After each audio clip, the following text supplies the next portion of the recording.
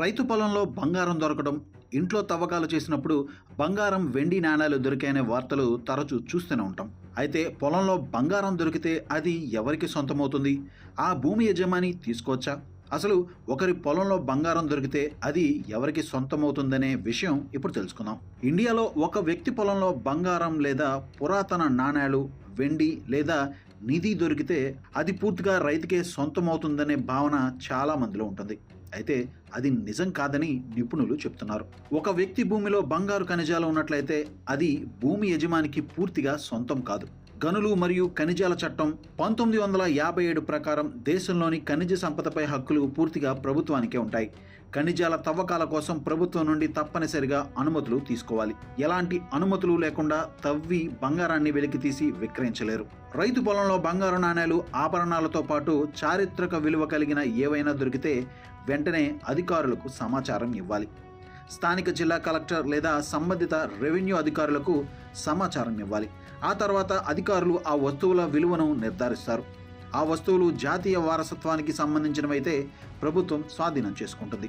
బంగారం కాకుండా ఏవైనా పురాతన వస్తువులు, అంటే 100 ఏళ్లకు పైగా చారిత్రక ప్రాధాన్యం ఉన్న వస్తువులు దొరికితే అవి antiquities and art treasures act 1972 ప్రకారం పురాతన వస్తువులను దాచడం లేదా విక్రయించడం చట్టవిరుద్ధ నేరం. ప్రభుత్వం వాటిని స్వాధీనం చేసుకుంటుంది.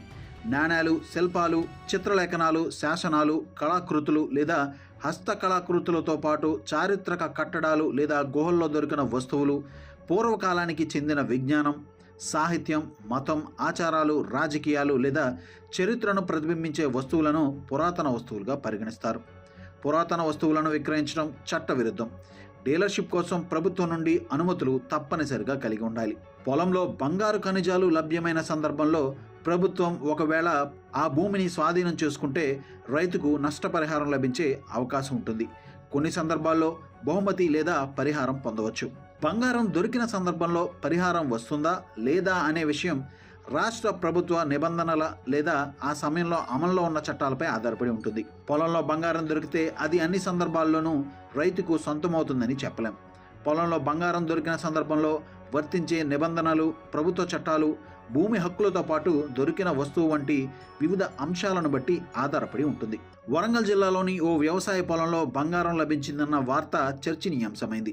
ఆ బంగారాన్ని పంచుకునే విషయంలో మొదలైన వివాదం ప్రస్తుతం సాగు చేస్తున్న కౌలు రైతు, కూలీలు, భూమి ప్రస్తుత యజమాని, 6 ఏళ్ల క్రితం అమ్మేసిన గత యజమాని మధ్య ఈ వివాదం నెలకొంది. వరంగల్ జిల్లా చిన్నారావుపేట మండలం కోపాకులపాడు గ్రామంలో ఈ ఘటన జరిగింది.